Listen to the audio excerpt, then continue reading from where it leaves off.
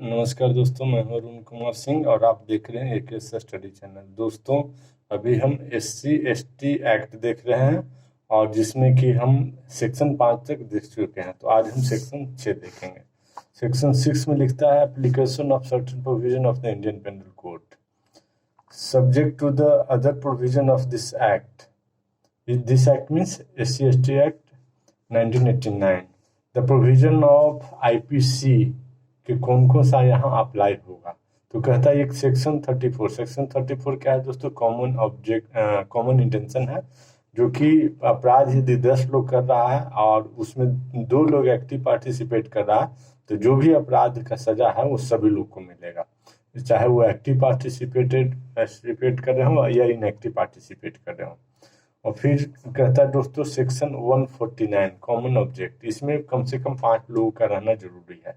इसमें जो active participate कर रहे हैं उनको ज़्यादा सज़ा मिलेगा और इनएक्टिव पार्टिसिपेट करें उनको कम सज़ा मिलेगा, लेकिन इसका एक कंडीशन है कि प्री मीटिंग ऑफ माइंड नहीं होना चाहिए, पहले से वो मीटिंग करके नहीं आना चाहिए। तो उसके बाद दोस्तों बोलता है कि चैप्टर 3 IPC का लागू होगा। तो चैप्टर 3 में क्या कहता है दोस्तों, ये देखते हैं। चैप्टर 3 में कहता है पनिशमेंट, जो IPC में यहाँ दिया गया है वो पनिशमेंट तो यहाँ लागू होगा। यहाँ कुछ ऐसा है जो पनिशमेंट नहीं दिया गया है और साथ में ट्रायल होना, यहाँ ऑफेंस भी नहीं है, वो ऑफेंस IPC का है और पार्ट ऑफ सेम इंसिडेंट है, पार्ट ऑफ सेम ऑफेंस है। तो IPC का पनिशमेंट वो यहाँ लागू होगा, IPC भी लागू होगा। यहाँ लिखा है तो वो लागू होगा। उसके बाद चैप्टर 4 लागू होगा, बोल रहा है, जिसमें जनरल एक्सेप्शन है।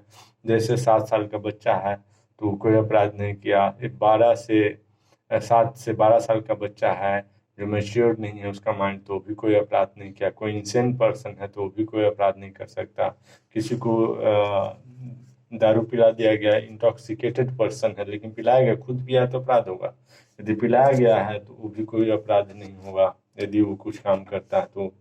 और इसी तरह से ड्यू टू ओल्ड एज और some infirmity is not capable to make any crime, और कोई किसी को फोर्स कर दिया जाता है क्राइम करने के लिए तो भी कोई अपराध नहीं होगा। कोई अपराध करता है मिस्टेक ऑफ फैक्ट द्वारा तो भी अपराध नहीं, मिस्टेक ऑफ लॉ द्वारा करता है तो अपराध होगा।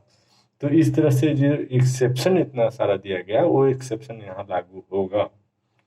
उसके बाद कहता है दोस्तों चैप्टर 5। तो चैप्टर 5 है कि अवेटमेंट का चैप्टर है वो यहाँ लागू होगा। उसके बाद कहता है दोस्तों चैप्टर 5A क्या है? Criminal conspiracy. Chapter 5A criminal conspiracy है, यस, यहाँ लागू होगा। उसके बाद चैप्टर कहता है दोस्तों 23 क्या है दोस्तों? तो 23 है अटेम्प्ट। 23 सबसे छोटा चैप्टर है, उसमें एक ही सेक्शन है अटेम्प्ट किसी चीज का, अटेम्प्ट ऑफ एनी ऑफेंस। जो अपराध है अटेम्प्ट टू मर्डर, तो उसको फ्रैक्शन के लिए कितना साल लेते हैं?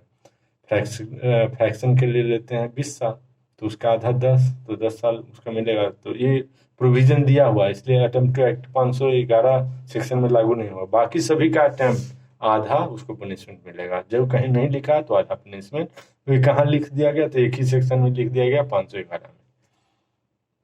ये कह रहा है दोस्तों सेक्शन 6 क्या कह रहा है दोस्तों कि इंडियन पेनल कोड के वो प्रोविजन जो यहाँ नहीं लिखा हुआ वो लागू होगा। और मेनली एक्सप्रेस्ड इम्प्लाइड बोला है, एक्सप्रेस्ड क्या बोला है? कह रहा है section 34 common intention, section 149 common object, chapter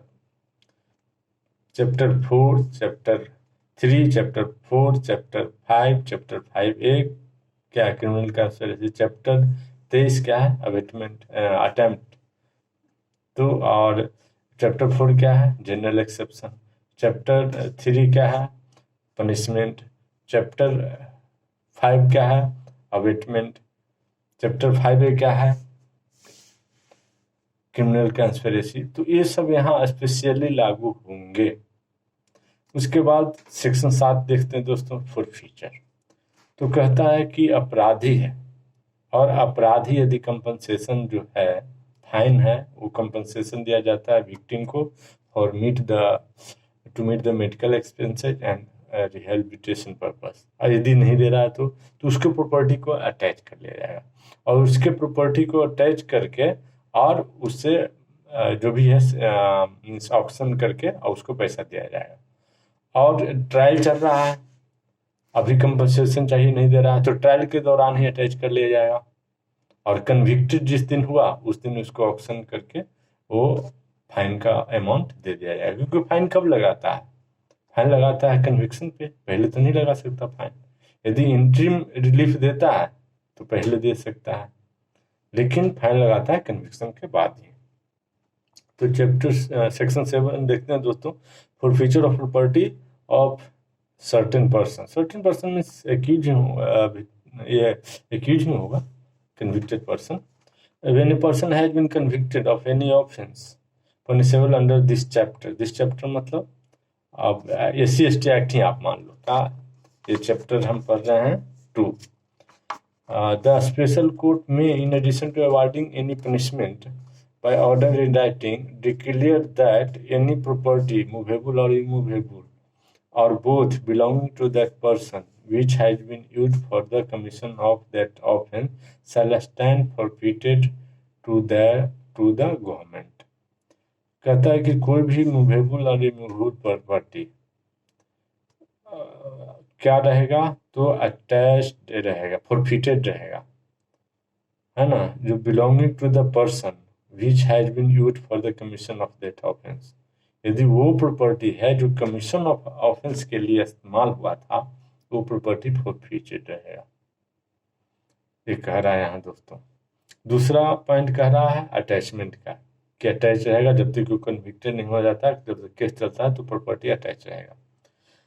where any person is accuse of any offence under this chapter, कोई एक्यूज है उसी का वो डाल, it shall be open to the special court tying him to pass an order that all or any of the property movable or immovable or both belonging to him shall during the period of such trial, जब तक वो case trial चल रहा है तो accuse का property attach रहेगा।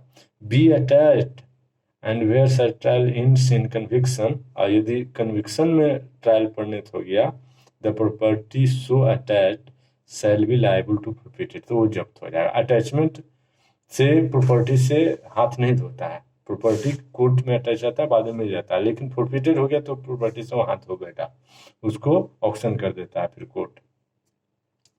To the means government को देता है, गवर्नमेंट एडमिनिस्ट्रेटिव अफसर ऑक्शन करते हैं। To extend it is required for the purpose of realisation of any fine impose under this chapter. Fine किसको दिया जाता है? फाइन तो कोर्ट इम्पोज करती है, फाइन दिया जाता है विक्टिम को। तो फाइन उसके मेडिकल एक्सपेंसेस के लिए, रिहेबिलिटेशन के लिए और सारे खर्चे के लिए फाइन दिया जाता है, इम्पोज किया जाता है, उसको मीट करने के लिए इसको क्या कर दिया जाएगा? फॉरफिट कर दिया जाएगा प्रॉपर्टी को। सेक्शन 8 देखते हैं दोस्तों, presumption as to offences. In a prosecution for an offense under this chapter, it is proved that the accused render any financial assistance to person, है ना? The special court shall presume, unless the contrary is proved, the special court shall presume that such person be abated the offense. If a person render any financial assistance to another person to commit such offence, atrocity, जो section 3 का जो लंबा list आप last video में देखे हैं, उसमें से कोई अपराध कमिट करता है, एट्रोसिटीज कमिट करता है उस फिनेंशियल असिस्टेंट के द्वारा, तो ऐसा किया कि जिसने फिनेंशियल असिस्टेंस दिया है वो अवेटमेंट किया है, एक। दूसरा, ये स्पेशल एक्ट है दोस्तों, तो यहाँ अवेटमेंट का चार्ज, अवेटमेंट का पनिशमेंट और ऑफेंस करने का पनिशमेंट दोनों सेम है, फिर तो कुछ रह नहीं गया, या तो वेट करे या कमिट कर दे क्राइम। उसके बाद सेक्शन 8 का बी में देखते हैं दोस्तों कि group of person committing an offence under this chapter, if it is proved that the offence committed by the part of any existing dispute regarding land or any other matter, it shall be presumed that the offence was committed in furtherance of common intention, section 34, or in prosecution of the common object, section 149. तो common intention भी यहाँ लगा दिया जाएगा। यदि किसी पहले से डिस्प्यूट चल रहा है, लैंड डिस्प्यूट चल रहा है, एग्जिस्टिंग डिस्प्यूट है, और उसी के द्वारा ये आगे लड़ाई झगड़ा बढ़ गया, तो सेक्शन 34 लग जाएगा और पनिशमेंट जितने भी व्यक्ति उसमें इन्वॉल्व हैं सबको बराबर मिलेगा। यदि सेक्शन 149 लगा, प्री मीटिंग ऑफ माइंड नहीं है, तो जो एक्टिवली इन्वॉल्व है उनको पनिशमेंट ज़्यादा मिलेगा, जो क्राइम करेंगे उसको पनिशमेंट मिलेगा, जो क्राइम नहीं करेंगे उनको कम पनिशमेंट मिलेगा या नहीं भी मिल सकता है। सी में कहता है दोस्तों, the accused was having personal knowledge of the victim, है ना, प्रिजम्पशन है ना, तो क्या प्रिज्यूम करेगा, तो accused was having personal knowledge of the victim, his family, the court shall presume that he is aware of the caste or tribal identity of the victim unless the contrary is proved। ये तो बहुत बड़ी बात है। यदि आप court आपको उसका पर्सनल नॉलेज है, विक्टिम को आप पहले से जानते हो, तो आपको ये माना जाएगा कि आप उसके कास्ट जानते हो। यदि कास्ट जानते हो तो आप ये मिस्टेक ऑफ फैक्ट का यहाँ फायदा नहीं ले सकते कि मिस्टेक ऑफ फैक्ट हम उसके कास्ट नहीं जानते थे, झगड़ा हो गया तो नॉर्मल झगड़ा का हमारे पर सेक्शन लगाया जाए आईपीसी का नहीं। यदि आप जानते हो तो मिस्टेक ऑफ फैक्ट नहीं होगा यहाँ, और ये आप पर SC/ST एक्ट 1989 के धारा लग जाएंगे, सेक्शन 3 लग जाएंगे। और यदि नहीं जानते हो, उसको पर्सनली नहीं जानते हो, स्ट्रेंजर के रूप में आप किसी SC/ST से मिले, झगड़ा हो गया, तो आईपीसी के धारा लगेंगे। तो कोर्ट 3 चीजें प्रिज्यूम करेगा दोस्तों। एक तो कि जो फिनेंशियल असिस्टेंट दिया है तो ये प्रिज्यूम करेगा कि आप अबेटमेंट किए हो। दूसरा प्रिज्यूम करेगा कि ये ग्रुप ऑफ पर्सन, जो या पर्सन, एक पर्सन या एक ग्रुप ऑफ पर्सन पहले से कोई झगड़ा डिस्प्यूट है और वो डिस्प्यूट होते आया है और उसी के डिस्प्यूट के कारण आगे भी झगड़ा हुआ, तो ऐसा माना जाएगा कि सेक्शन 34 लगा देगा कि एक पार्ट है, एक उसी झगड़ा का डिस्प्यूट का ये पार्ट है, और सेक्शन 34 लगा करके जो भी अपराध हुआ उसमें सभी को सजा दिया जाएगा, या 149 लगाया जाएगा कॉमन ऑब्जेक्ट। दोनों में क्या डिफरेंस है दोस्तों? सेक्शन 34 कॉमन इंटेंशन है, प्री मीटिंग ऑफ माइंड, सबसे बड़ा बात। Section 149 pre meeting of mind नहीं हुआ। सेक्शन 34 एक भी आदमी हो सकता है, 2 आदमी, 3 आदमी, 4 आदमी, कम से कम 2 होगा तब तो 2 आदमी हो सकता है। लेकिन सेक्शन 149 में अनलॉफुल असेंबली कम से कम 5 आदमी होना जरूरी है। सेक्शन 34 में सबको बराबर पनिशमेंट मिलेगा, और सेक्शन 49 में कोई जरूरी नहीं, सबको बराबर मिल सकता है, अलग अलग भी पनिशमेंट है, डिपेंड अपॉन कि meeting of pre meeting of mind था या नहीं था। ये सबका जो कॉमन ऑब्जेक्ट है किसी तरह से बाई चांस मिल गया, मैच कर गया, सेम हो गया। उसके बाद तीसरा प्रिजम्पशन है दोस्तों कि यदि आप विक्टिम जिसको मारपीट किए हो, जिसको आप गाली दिए हो, या सेक्शन 3 में जितना ऑब्नॉक्सियस मटेरियल डाले, head transferring, moustache shaving, painting of the face, उसके दरवाजे पूछ देना, उसके घर पे कूड़ा करके फेंक देना, बहुत सारा बात, उसकी पब्लिक में बेइज्जती कर देना, अन्याय कर देना, जूते का चप्पल का माला पहना देना, ये सब कुछ किए हो आप, जो सेक्शन 3 में लास्ट वीडियो में जो है वो देख लीजिए आप।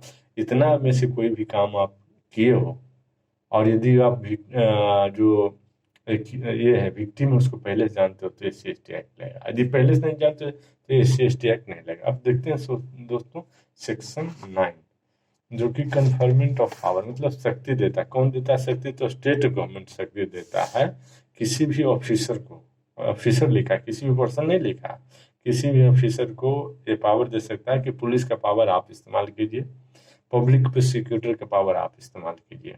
मीन्स किसी भी अफसर को यह पावर देता है स्टेट गवर्नमेंट कि to arrest the accused, investigate the case, prosecution of for the purpose before special court.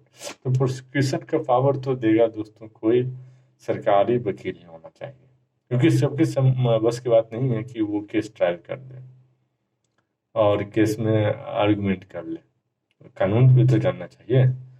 और पहला पॉइंट है दोस्तों कन्फर्मेंट ऑफ पावर का। दूसरा पॉइंट है ऑल पुलिस ऑफिसर और all other government officer will assist such officer. जो officer arrest investigation prosecution के लिए अपॉइंट किया गया है सेंट्रल स्टेट गवर्नमेंट द्वारा, या जो भी है सेंट्रल या स्टेट गवर्नमेंट द्वारा है, तो उसको वो बाकी सब अफसर हैं, पुलिस अफसर हैं या सिविलियन अफसर हैं, वो उसको हेल्प करेंगे, मदद करेंगे, असिस्ट करेंगे। ऐसा नहीं कि उसको मदद कोई नहीं देंगे।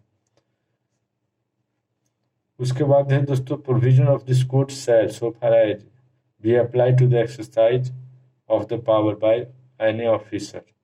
अब इसके ऑफिसर के जो पावर है वो क्या पावर रहेंगे? वही पावर है जो पुलिस के पावर है कि इन्वेस्टिगेट करना, और सेक्शन में जितने पावर दिए गए हैं कि उसको जैसे नॉन कोग्निजेबल केस होता है, ये कोग्निजेबल केस होता है, सॉरी नॉन वेलेबल होता है, ट्राइबल स्पेशल कोर्ट डायरेक्ट वहाँ पर आप एफआईआर दे सकते हैं, इन्वेस्टिगेशन रिपोर्ट दे सकते हैं, केस डायरी दे सकते हैं, चार्जशीट दे सकते हैं।